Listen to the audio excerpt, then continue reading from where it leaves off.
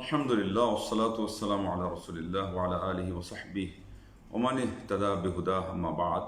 সম্মানিত দর্শক শ্রোতা, আপনাদের উদ্দেশ্যে আজকে আমাদের উপস্থাপনা উপহার আল্লাহ রাব্বুল আলামিনের তৌফিক শামিলে হাল হলে আল্লাহ ভরসা করে সেটা হচ্ছে যে আল্লাহ নবী সাল্লাল্লাহু আলাইহি ওয়াসাল্লাম থেকে আমরা এই মৃত্যু কামনা সম্পর্কে কোনো কিছু পাই কিনা, মৃত্যু কামনা আদৌ বৈধ কিনা, হলে তার হেতু কি, কোন সময় কোন পরিস্থিতিতে, এবং সালাফে সালেহিন থেকে এটা কি স্বীকৃত কিনা, বা তাদের আমল দ্বারা আমরা এর থেকে কোনো সাপোর্ট পাই কিনা।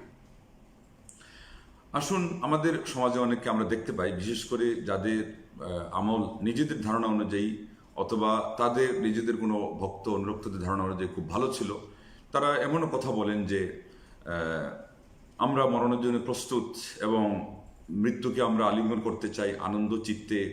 এটা কি ঢালাওভাবে সবাই বলতে পারে নাকি না আল্লাহ রাব্বুল আলামিন সম্পর্কে আসলেই একটু আমাদের ধারণা কম থাকার কারণে এগুলো হয়ে থাকে? আমাদের আসলে এই বিষয়গুলো নিয়ে বিবেচনা করা প্রয়োজন, এগুলো নিয়ে আমাদের আসলে ভাবা প্রয়োজন।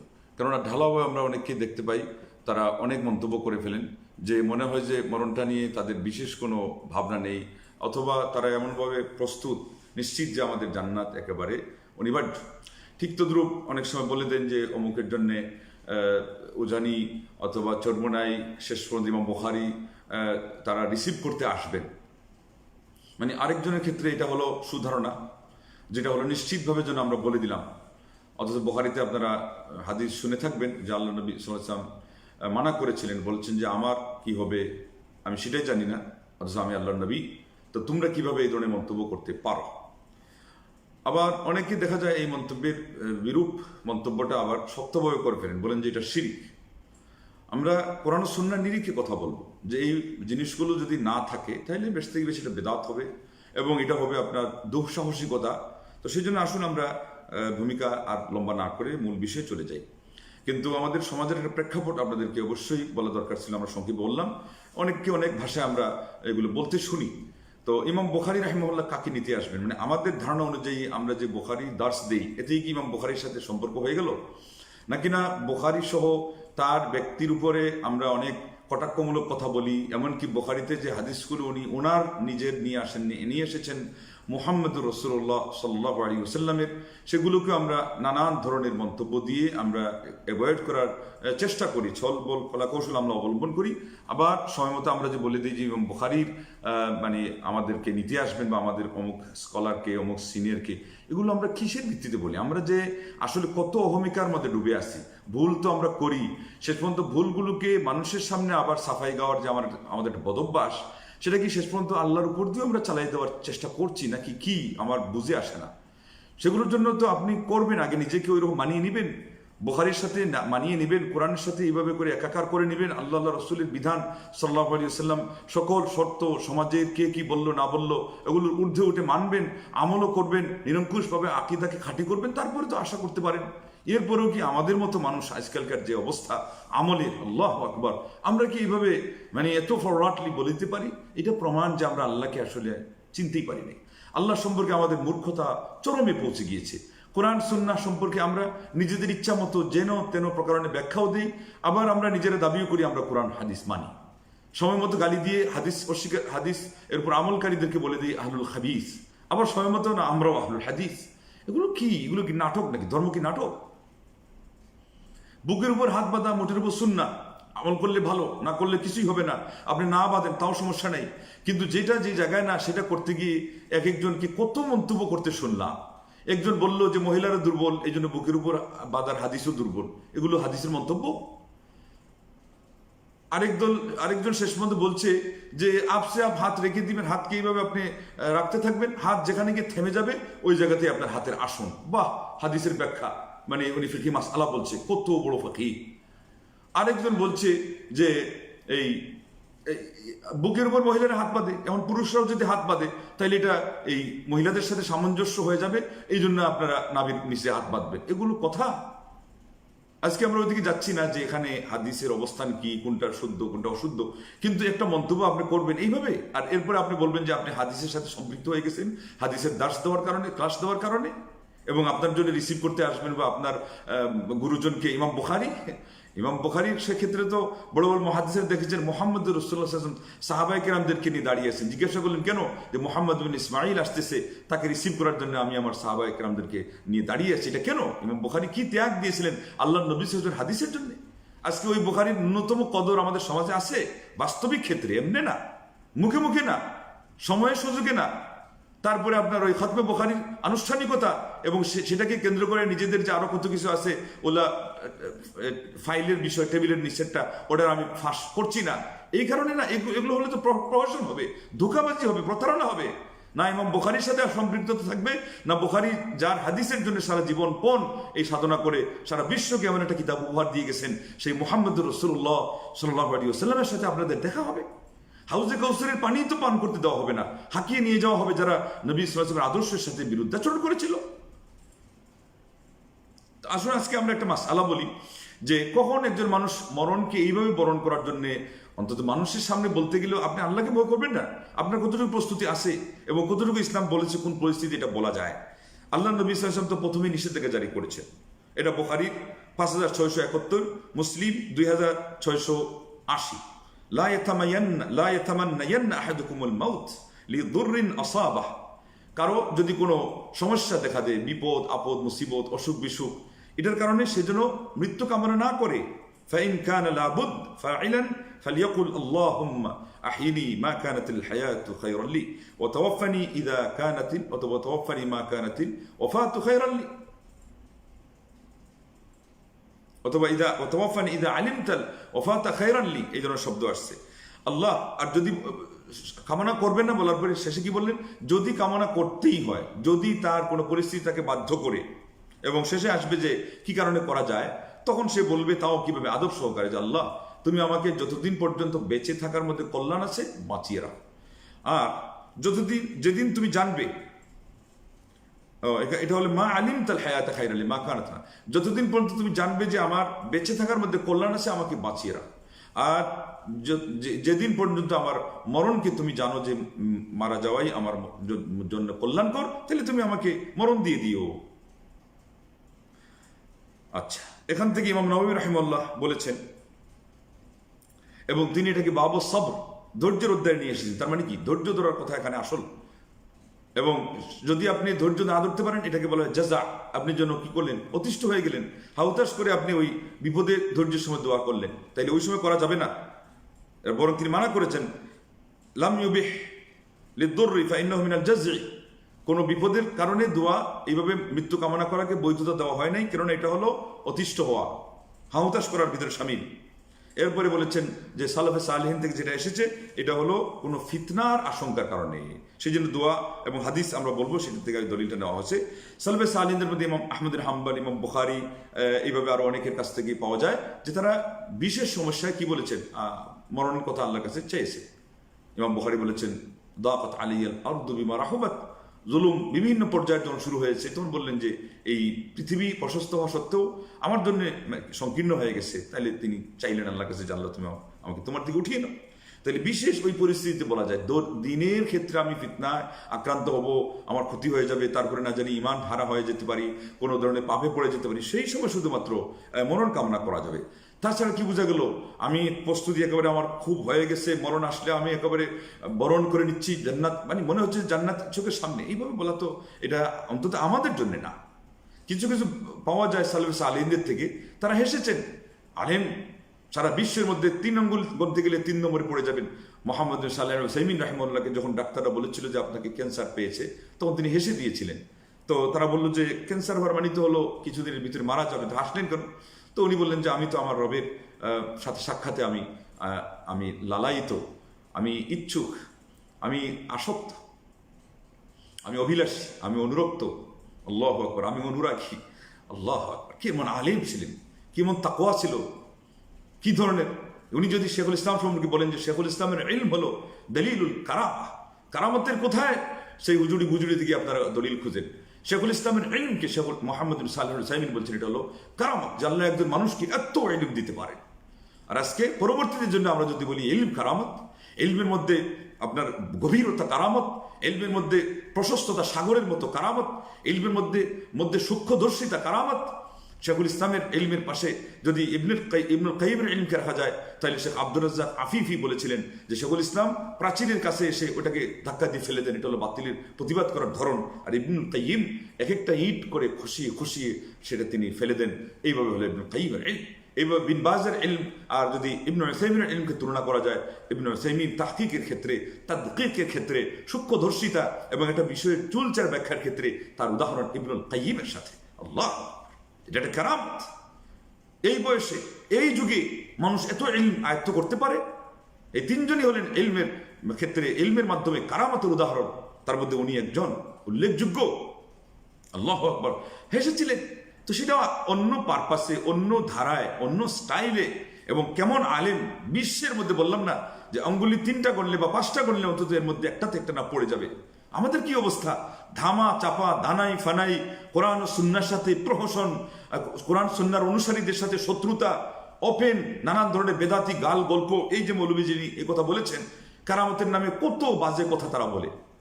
আব্দুল কাদের জিলানির নামে আল্লাহর ভয় আছে নাকি? আর এরা বলে দেবো যে আমরা মরণের যে বাতিলপন্থীদের সামনে যে কোনো আলেম ইসলামকে নিয়ে মানে তারা গর্ব করবে, তারা ইসলামকে নিয়ে, ইসলাম যে সত্য ধর্ম, ইসলামের সৌন্দর্য নিয়ে, ইসলামের উপরে থাকার কারণে তারা গর্ব করবে, এটা সাধারণভাবে আমরা মেনে নিতে পারি।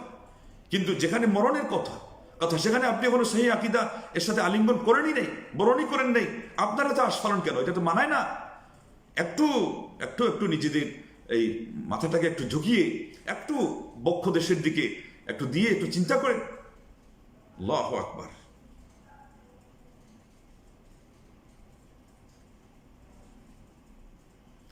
কবি বলেছিলেন যে একটু গিরিবান পে ঝাঁক কে পা যা সুরাগ জিন্দগি, তু মেরা হো ইয়া মেরা বন ইয়া না বন, আপনা তো বন। আল্লাহু আকবার। যে একটু মাথাটা ঝুঁকাও, ঝুঁকিয়ে একটু চিন্তা করে আসলে সিরাতে মুস্তাকিমটা আগে ধরো।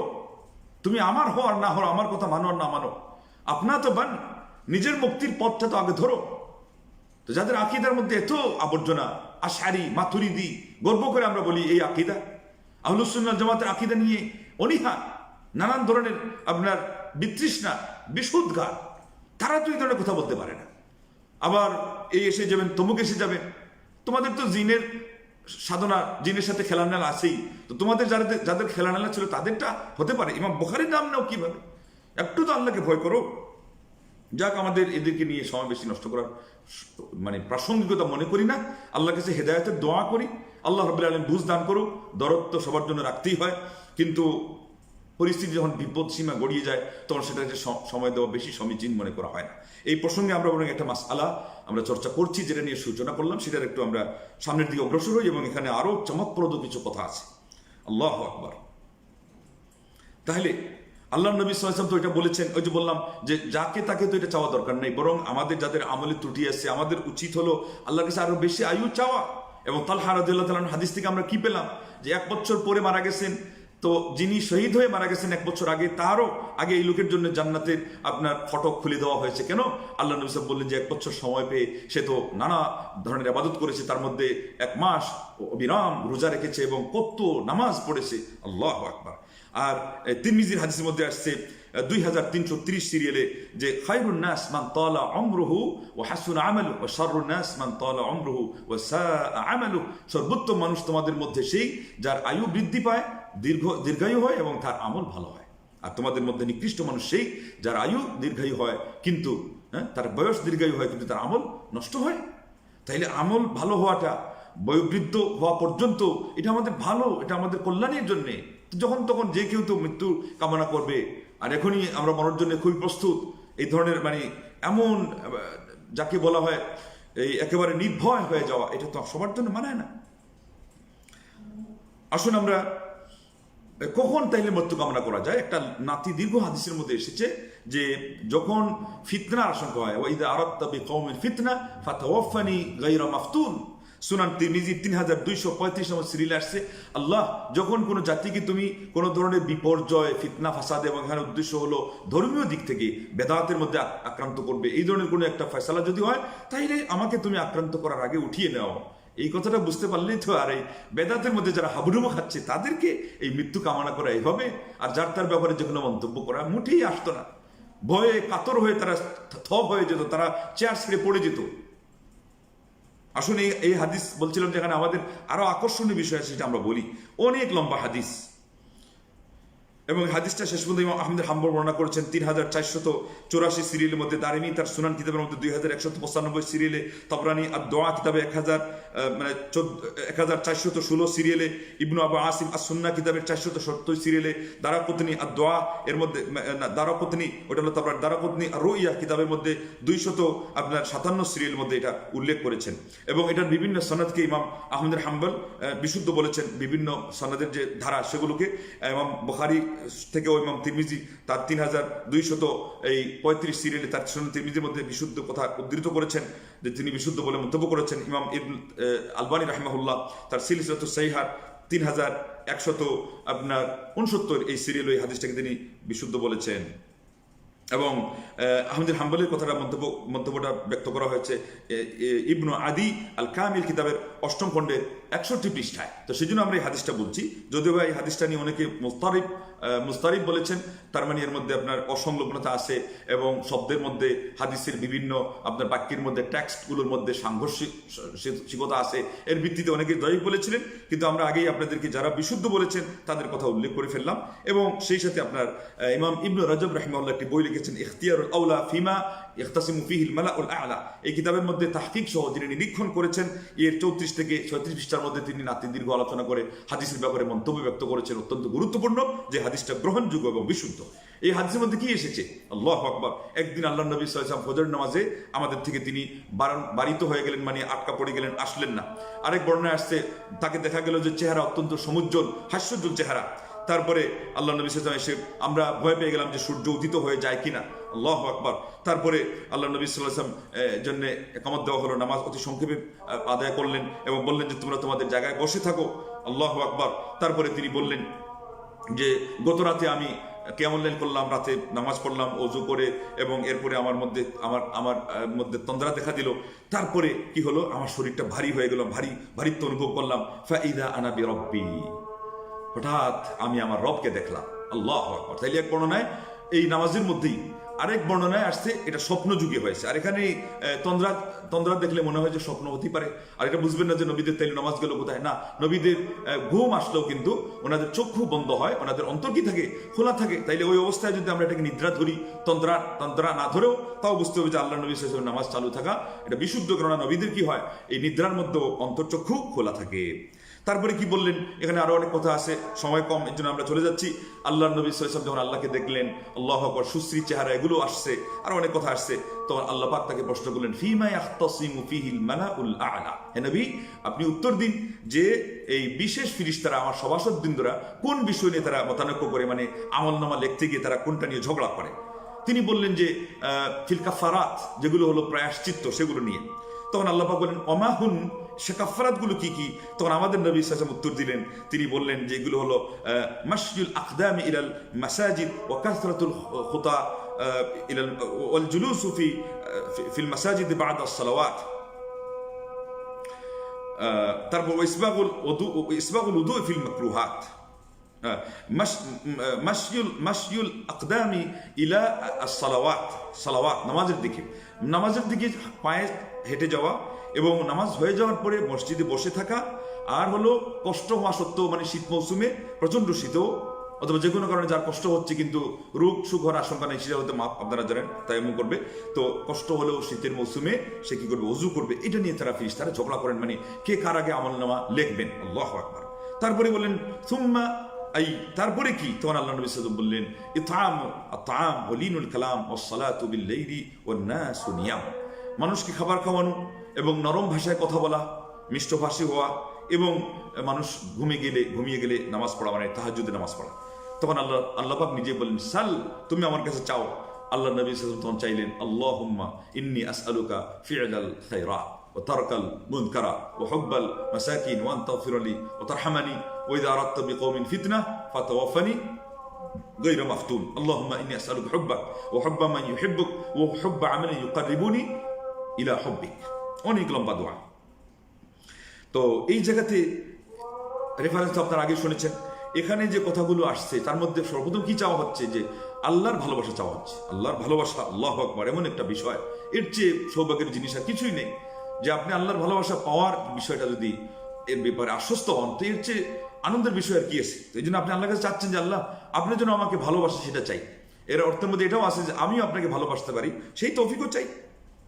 আর আল্লাহ ভালোবাসলে হাদিসে আসছে যে আল্লাহ পাক পুরা ঘোষণা দিয়ে দেন সপ্তাহাকাশ থেকে নিয়ে ষষ্ঠ, তারপরে পঞ্চম, তারপরে চতুর্থ, তারপরে তৃতীয়, তারপরে দ্বিতীয়, তারপর প্রথম, তারপরে দুনিয়াবাসী পর্যন্ত এই বার্তা এসে যায় যে আমি তাকে ভালোবাসি, তোমরাও ভালোবাসো। বুখারী 3209, মুসলিম 2637 সিরিয়ালে এই হাদিস এসেছে। অতএব এটা আমাদের জন্য অত্যন্ত সুখকর বিষয়, তো সেই জন্য এটা চাইতে হবে। তারপরে কি চাওয়ার কথা বলেছেন, ও হুব্বা মা ইউহিব্বু, যারা আপনাকে ভালোবাসে আমি তার ভালোবাসা, তাদের ভালোবাসাও চাই। ঈদের সাথে আমার ভালোবাসা হোক, তাদের ভালোবাসা আমার সাথে হোক, সেটাও আমরা চাই। এটার কথা হাদিসের মধ্যে আসছে যে তিনটে জিনিস যার মধ্যে এসে যাবে, সে ইমানের মিষ্টতা সে আস্বাদন করবে, স্বাদ পেয়ে যাবে। শুধু স্বাদ নয়, মানে তামাল ইমান হলো ইমানের স্বাদ, হালাওয়াতাল ইমান হলো ইমানের মিষ্টতা। ইমান কিছু মানুষের আছে, আমল দেখলে, ইমানদারি দেখলে, তাদের কথা বলা দেখলে, তাদের চালচলন দেখলে, ধর্মীয় বিষয়ে তাদের কাজের যে উদ্যম দেখলে, তাদের যে কাজের যে আপনার সেই কৌতূহল দেখলে, বরং কাজের মোহ দেখলে, দিনই কাজ নিয়ে তারা এত মানে নানান ধরনের সমস্যা থাকা সত্ত্বেও ব্যস্ত হওয়াকে তারা মনে করে এনজয়েবল বিষয়। আপনি আশ্চর্য হবেন, এটা হলো ইমানের শুধু স্বাদ নয়, বরং ইমানের মিষ্টতা। আল্লাহ নবী সাল্লাল্লাহু আলাইহি ওয়াসাল্লাম তিনটা জিনিস হলে এটা পেয়ে যাবে। একটা হলো আল্লাহু ওয়া রাসূলুহু আহাব্বা ইলাইহি মিম্মা সিওয়াহুমা, আল্লাহ এবং আল্লাহ রাসূল সাল্লাল্লাহু আলাইহি ওয়াসাল্লাম তার কাছে এই উভয়জন ব্যতীত সারা পৃথিবীর সকল মানুষ, সকল বস্তু অপেক্ষা আরো প্রিয় হবে। আর দ্বিতীয় হলো ওয়া ইউহিব্বাল মার'a লা ইউহিব্বুহু ইল্লা লিল্লাহ, একজন মানুষকে সে ভালোবাসবে শুধুই কেবলই আল্লাহর উদ্দেশ্যে। আর সেটা এই জন্য যে ওই লোকটার মধ্যে আল্লাহর ভালোবাসার কোয়ালিটি আছে, এমনি নয় যে তার কোনো বিশেষ গুণ আছে, এর কোনো স্বার্থ আছে, না। আল্লাহর ভালোবাসার কাজ সেই মানুষটা করে, সে নেক মানুষ, সে খুবই দিনের ব্যাপারে অত্যন্ত মানে আমলি, এবং তার ইলম এবং তার তাকওয়া দেখে আপনি ভালোবাসেন।